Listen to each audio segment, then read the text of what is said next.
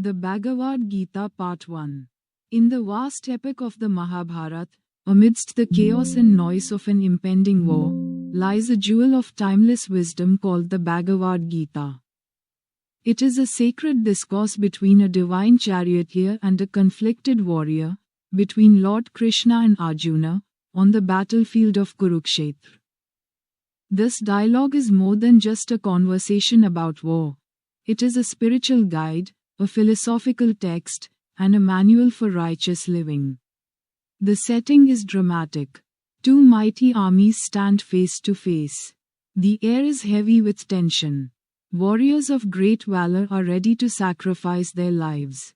In the middle of this scene, Arjuna, the Pandava prince, asks Krishna to place their chariot between the two armies. Arjuna surveys the battlefield. He sees friends, cousins, teachers, and elders on both sides. His heart sinks. His body trembles. He is overcome with grief and confusion. He puts down his bow, turns to Krishna, and says that he cannot fight. He argues that killing his own relatives and elders, even for the sake of a kingdom, is a sin. He says that the destruction of family traditions and values would lead to chaos in society. With a heavy heart, he sits down in the chariot, lost in sorrow and helplessness. Krishna begins to speak. He tells Arjuna that his sorrow is misplaced. The wise do not grieve for the living or the dead. He explains that the soul, or Atman, is eternal and indestructible.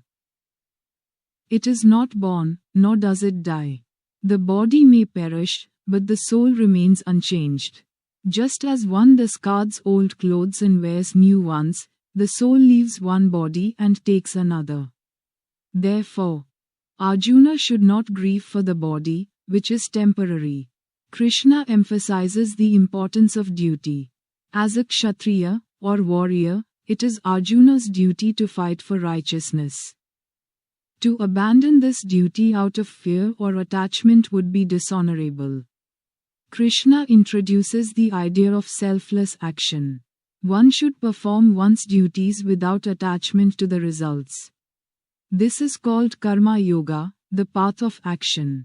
When one acts without desire for rewards, the mind remains calm and the soul progresses. Arjuna remains unsure. He asks Krishna why he should fight if knowledge is greater than action.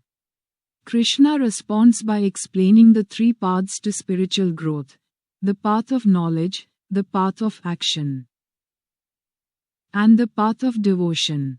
All three paths, when practiced sincerely, lead to the same goal. However, for most people, the path of action is more suitable because it keeps them engaged in the world while purifying the heart. Krishna explains that actions must be done as an offering to the divine. One must not be attached to success or failure. Even a small effort in this path protects one from fear and confusion. He compares the mind to a lamp in a windless place, steady and focused. A person with a steady mind is free from sorrow, desires, and delusion. Such a person sees the divine in all beings and treats everyone with equal vision. Arjuna listens with attention but still has questions. He asks about the nature of the self, the difference between the body and the soul, and how one can attain spiritual knowledge. Krishna patiently explains that the senses and the mind are powerful, but they must be controlled. The soul is higher than the body and the mind. To realize the soul, one must practice discipline, meditation, and detachment. Krishna then speaks of devotion. He says that among all paths, the path of devotion is the most intimate. When a person surrenders completely to the divine with love and faith, all obstacles are removed. The divine takes care of that person like a loving parent. Krishna says that even those who have committed sins can attain liberation if they surrender with sincerity and change their ways. He talks about the nature of God. The divine is both with form and without form, present in all beings, and beyond all beings. Krishna says that he is the source of all creation. He is the sun, the moon, the wind, the ocean, the fire, the mind, and the soul. Everything that is beautiful, powerful, or glorious is a spark of his magnificence. To reinforce his teachings, Krishna grants Arjuna a divine vision. For a moment, Arjuna sees Krishna's cosmic form, with countless heads, arms, and eyes, spanning the heavens and the earth. He sees the past, present, and future.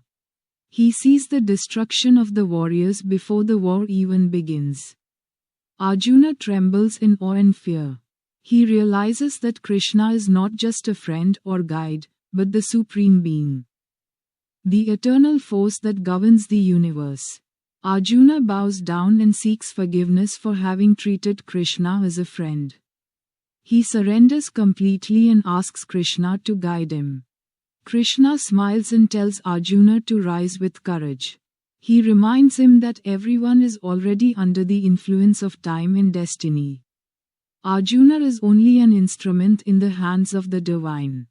His duty is to act without ego and fulfill his role in the great plan. The conversation continues.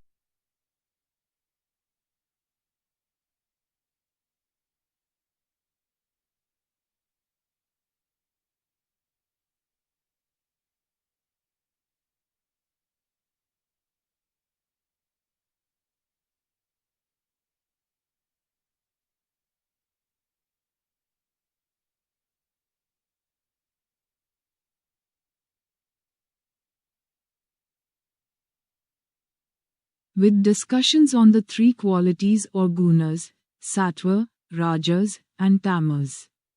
Sattva is purity and knowledge. Rajas is passion and activity.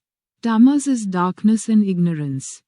Every person is influenced by these qualities in different ways. By increasing sattva through right actions, one can elevate the mind and realize the truth. Krishna also speaks about food, sacrifice, charity, and austerity. He explains how different kinds of actions can either purify or bind a person. Selfless charity, moderate food, and sincere prayers are encouraged. Actions done with pride, for show, or without proper understanding lead to bondage. As the dialogue reaches its climax, Krishna speaks about the supreme goal of life. The true purpose of human birth is to know the self, to realize one's divine nature, and to be free from the cycle of birth and death. One who knows this lives in peace, no matter what happens in the world. Such a person is unaffected by praise or criticism, gain or loss, pleasure or pain. Krishna tells Arjuna to fix his mind on the divine, to be devoted, to perform his duty, and to surrender with love. He assures him that such a person is dear to the divine and will never be forsaken. With his doubts cleared, Arjuna rises with renewed strength. His sorrow is gone. He is ready to fight. Not out of anger or desire, but out of clarity and purpose. He understands that his role in the battle is a part of a divine plan, and he must act with wisdom and courage. The Bhagavad Gita ends not with a conclusion, but with a beginning, the beginning of right understanding, right action, and inner freedom. The Bhagavad Gita, Part 2. As Arjuna regains his clarity, Krishna begins to deepen his explanation, guiding him further into the wisdom of life, action, and liberation. Krishna highlights the concept of swadharma, which means one's own duty. Every individual is born into a set of circumstances, talents, and responsibilities. Performing one's own duty, even if it is difficult or unpleasant, is better than imitating another's role. Even if that seems easier or more attractive, the soul evolves only when one remains truthful to their nature and duties. Krishna uses the analogy of a wheel to describe the cycle of life. The world functions through interdependence. The rains come through sacrifice, sacrifice arises from action, and action is born of the sacred laws. When people stop performing their duties selflessly, the natural order collapses, leading to suffering and disorder. Therefore, action in harmony with dharma is essential for both personal and collective well-being. One of the powerful themes Krishna introduces is detachment. He encourages Arjuna to work with full effort, but without being anxious about success or failure. A person who is attached to the outcome becomes a slave to results, and this creates emotional turbulence. On the other hand, the one who works sincerely, but with inner detachment, becomes free and calm. This person lives in the world, performs actions, but is untouched by its ups and downs. Krishna compares such a person to a lotus leaf, resting on water but never wet. Similarly, a yogi moves through life, engaging in duties, but never bound by the consequences. The mind of such a person remains in balance, unaffected by victory or defeat, pleasure or pain. This balance is called equanimity, and it is a sign of deep wisdom. Krishna introduces the idea of meditation, or dhyan yoga, as another path to self-realization. Meditation helps in quieting the mind and focusing the attention inward. The true self is not found in books or arguments, but in silence and stillness. When the senses are withdrawn from external distractions, and the mind is fixed on the inner self, the seeker gradually awakens to a state of deep peace and joy. He explains the qualities of a meditative mind. It is steady like a flame in a windless room. It is calm, free from cravings, and established in self-awareness. Such a mind sees the unity in diversity, and the presence of the divine in all beings. This experience is not just intellectual, but a living realization that changes the way one sees and acts. Arjuna, now more receptive, asks about the qualities of a person who has reached this state of realization. Krishna describes such a person as free from fear, anger, and attachment. They are content with whatever comes, detached from material desires, and rooted in the self. They act without selfishness and treat all beings with compassion and fairness. In another important teaching, Krishna explains the law of karma. Every action has consequences, and these consequences shape future experiences. Good actions bring joy, and harmful actions bring suffering. However, when actions are performed without attachment to the results, they do not create bondage. This is the essence of karma yoga, acting in the world without being enslaved by it. Krishna emphasizes that no effort in the spiritual path is ever wasted. Even a small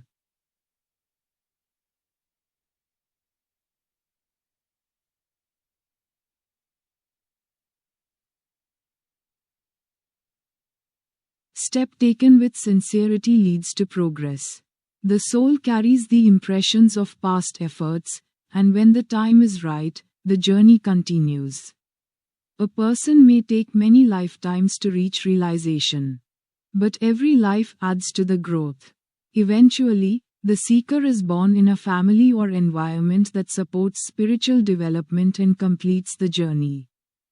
Krishna then speaks about the supreme goal of life, to attain union with the divine. This state is called moksha or liberation. It is the end of the cycle of birth and death. It is the realization that the soul is eternal, and that the self and the divine are one. This knowledge destroys ignorance and brings unshakable peace. To reach this state, Krishna says, one must surrender the ego. The ego is the sense of separateness that creates fear, pride, and confusion. When one gives up the false idea of being the doer, and accepts the divine as the source of all actions, the mind becomes free. Surrender does not mean weakness. It means trusting the divine plan and doing one's best without arrogance or despair. Krishna explains the difference between the perishable and the imperishable. The body, mind, and senses are subject to change. But the soul, the essence within, never changes. It is beyond time and space. Realizing this truth sets a person free from grief and fear. This knowledge is the key to lasting happiness. He also speaks about the supreme reality, called Brahman, which is the ultimate truth behind all creation. It is not limited by form, gender, or name. It is everywhere, within and beyond. Some seek this reality through knowledge, others through meditation, and yet others through devotion. All paths, if sincere, lead to the same goal. Krishna talks about the yogi who sees the divine in all beings and serves others selflessly. Such a person is the true devotee, not the one who merely follows rituals or wears symbols. The real test of devotion is humility, kindness, forgiveness, and simplicity. Krishna assures Arjuna that even if a person has strayed in the past, if they turn with sincerity, they are accepted and lifted. In a beautiful message of hope, Krishna says that no one is too sinful or too low to reach the divine. Birth, caste, wealth, or past mistakes do not matter. What matters is faith, effort, and surrender. The divine is like the ocean. It accepts all rivers, whether small or great, and purifies them. Krishna then speaks about the structure of the universe and the roles of various beings. He explains the threefold division of faith, food, action, and knowledge, each corresponding to the qualities of sattva, rajas, and tamas. For example, sattvic faith leads to peace, rajasic to desire, and tamasic to delusion. Sattvic food is pure and nourishing, while tamasic food is stale or harmful. He emphasizes that the best actions are those done without selfish motives, with devotion, and in accordance with dharma. Actions done out of pride, greed, or to harm others bring suffering. Actions done for duty, with love and care, purify the heart. Krishna also talks about the inner enemy, desire. Desire, when uncontrolled, leads to anger, greed, and confusion. It clouds the mind and destroys wisdom. The way to overcome desire is through self-control, understanding, and devotion.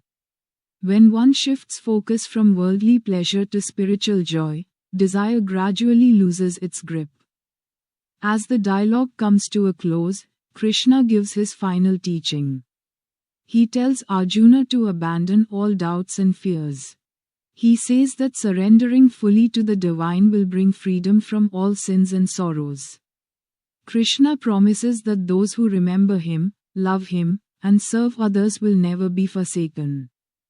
He advises Arjuna to reflect deeply on the message, and then choose his path with a free mind.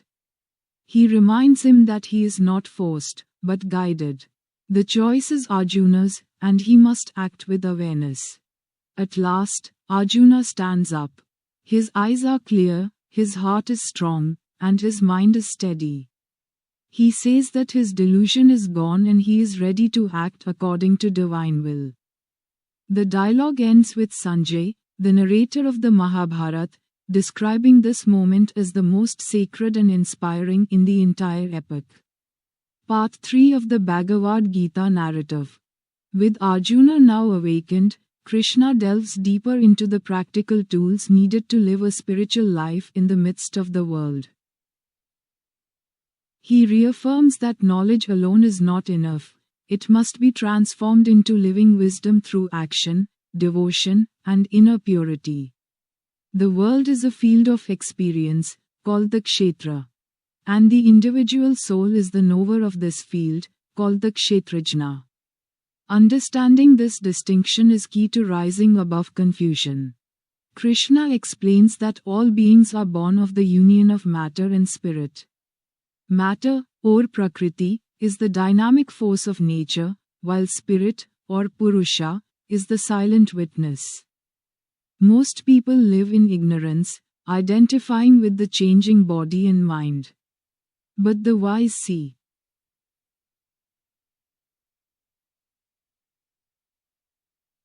the eternal self beyond change. They know that joy and sorrow arise from the contact of the senses with the world, and they do not cling to either. He then describes the gunas, the three qualities of nature, sattva, rajas, and tamas. These qualities bind the soul to the cycle of birth and death. Sattva is purity and wisdom. It brings harmony, clarity, and joy. Rajas is passion and restlessness. It causes desire, ambition, and constant activity. Tamas is ignorance and inertia. It leads to laziness, confusion, and delusion. A spiritual seeker must gradually rise from tamas to rajas, and from rajas to sattva, and finally transcend all three to attain liberation. One who is bound by the gunas may act out of pride or fear. But the liberated soul is untouched. Such a soul is neither elated by success nor disturbed by failure. They are like the sky, vast and unaffected by the passing clouds. This inner freedom is the fruit of self-knowledge and devotion. Krishna emphasizes the importance of discernment. Not all knowledge is helpful. Some knowledge inflates the ego, while true knowledge humbles it. True knowledge sees unity in diversity and respects all life. Similarly, not all actions are noble. Some are driven by greed or show, while others are done quietly with sincerity and love. A wise person chooses actions that uplift and purify the heart. He introduces the concept of svabhava, one's natural inclination or inner nature. Every person is born with certain tendencies and abilities. These are not to be suppressed but used in service of others and the divine. When one works according to their svabhava, there is joy and fulfillment. When one tries to imitate others or pursue selfish goals, there is frustration and confusion. Krishna also teaches about the nature of renunciation. True renunciation is not about giving up the world or running away from responsibilities. It is about giving up attachment and ego while remaining active. A renunciate is one who lives in the world, does their duty, but is inwardly free. Outward renunciation without inner detachment leads to hypocrisy. Inner detachment, even with external action, leads to peace. Krishna assures Arjuna that the divine is always with those who live with love, truth, and service. He says that remembering the divine at the time of death leads to a better rebirth or even to liberation, depending on the state of mind.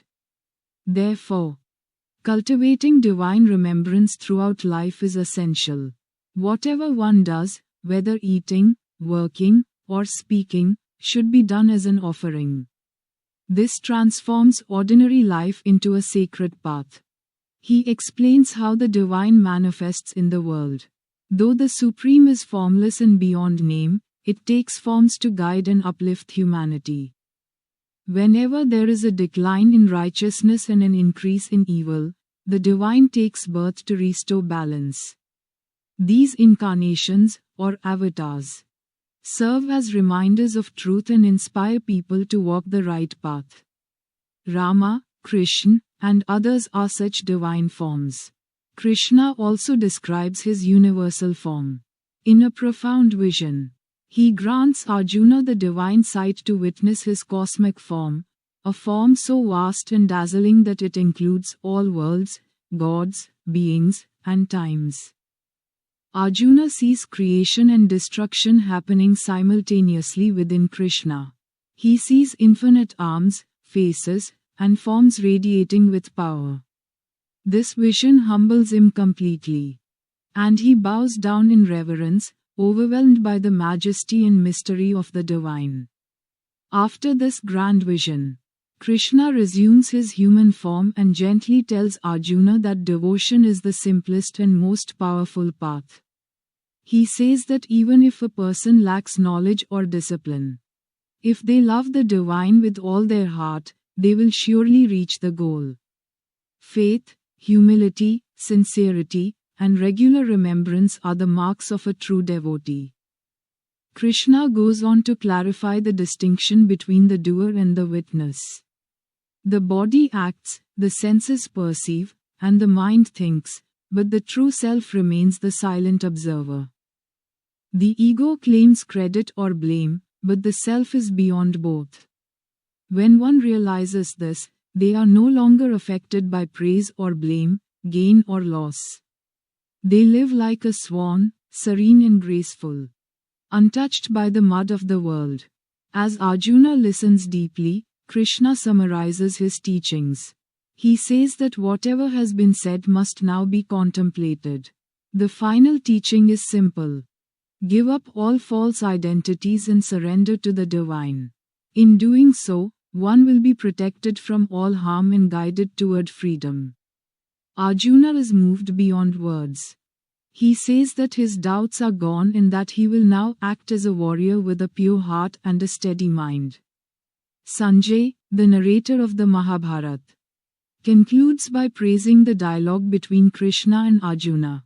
He says that hearing these words is like drinking the nectar of wisdom. He declares that wherever Krishna is present, along with Arjuna, who is devoted and courageous, there will be victory, harmony,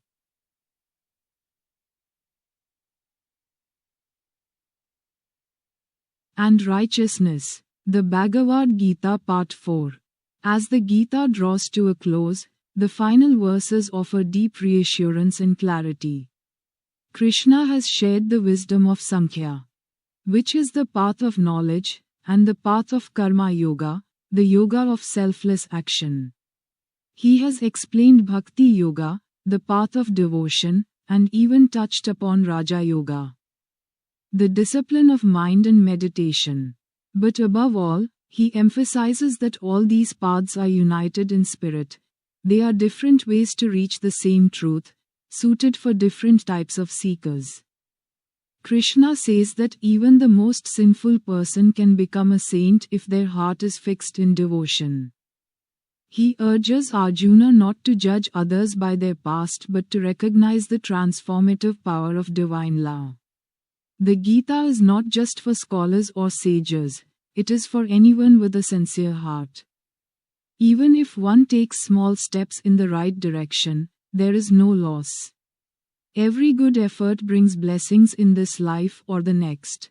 Krishna encourages Arjuna to see all beings equally, whether a wise scholar, a cow, an elephant, a dog, or an outcast, the divine shines equally in all. This vision of equality is not intellectual but spiritual. It comes from inner realization. One who sees this is never shaken by external circumstances. Their joy does not depend on possessions or achievements, but flows from the soul. In his final message, Krishna says that surrendering to the divine is the highest path. To surrender does not mean to give up effort or to escape life. It means to offer the results of action, the ego, and the burden of decision-making to a higher wisdom. This surrender brings inner freedom. It removes anxiety, fear, and pride. The surrendered one becomes an instrument of the divine will and lives in peace, no matter what happens outside. Arjuna now feels completely transformed. The confusion that troubled him at the beginning has vanished. His heart is calm, his duty is clear, and his mind is firm. He is no longer attached to the outcome of the war, but only focused on doing what is right. He bows to Krishna with folded hands and says that all his doubts are gone, and that he will act according to the divine instruction. This powerful change in Arjuna is the true victory of the Gita. It is not about winning a battle with weapons but about winning the inner battle against ignorance, fear, and ego. The Gita teaches that real success lies in self-mastery, not just in outer achievement. By rising above confusion and finding clarity, Arjuna becomes a true warrior, strong outside and serene within. Sanjay, the one narrating all of this to King Dhritarashtra, reflects on the sacredness of what he has witnessed. He says that just remembering this divine dialogue fills him with wonder and joy. He praises Krishna as the embodiment of wisdom and compassion, and Arjuna as the devoted seeker whose transformation is an example for all. The Bhagavad Gita ends with a beautiful assurance. Sanjay says that wherever Krishna is present, along with Arjuna, the symbol of righteous action, there will always be truth, prosperity, and victory. This message is timeless, in any situation. When wisdom and courage come together, success is certain, not just in outer terms, but as inner peace and fulfillment. Thus, the Gita becomes more than a scripture. It becomes a friend, a guide, and a mirror. It speaks to everyone, the student, the teacher, the worker, the leader, the parent, the monk, and the soldier. It speaks to the one in joy and the one in sorrow. It speaks to those who question the meaning of life and those seeking their true self. Its central message is that we are not helpless victims of fate, nor are we the masters of the universe. We are divine sparks of consciousness, temporarily playing roles in the drama of life. When we align our will with a higher purpose, life becomes sacred. Action becomes service. Struggle becomes growth. And the journey becomes joyful. The Gita also teaches that doubts are natural. Even Arjuna, a great warrior, was filled with fear and confusion. But with patience, openness, and sincere inquiry, those doubts can be overcome. The conversation between Krishna and Arjuna is not just a one-time event. It is happening every day in the hearts of seekers. Whenever we pause, reflect, and listen within, we too can hear the guidance of the inner voice. Throughout the Gita, Krishna never forces Arjuna to follow him. He respects Arjuna's free will and asks him to reflect and decide. This respect for freedom is profound. Even the divine does not impose. It invites, inspires, and supports, but always leaves the final choice to the individual. This shows that spiritual growth is not about blind faith but about awakening awareness. The Gita encourages harmony between thought and action, between knowledge and devotion, between individual and society. It does not promote withdrawal from the world but teaches how to live wisely in it. A spiritual person is not someone who escapes duties but one who does them with a pure heart and a steady mind. In times of crisis, many turn to the Gita for comfort and courage. Its verses have been a source of strength for saints, soldiers, leaders, and ordinary people alike. Whether facing personal sorrow or social challenges, the Gita reminds us that we are never alone. The divine wisdom is always available, waiting for us to listen and follow.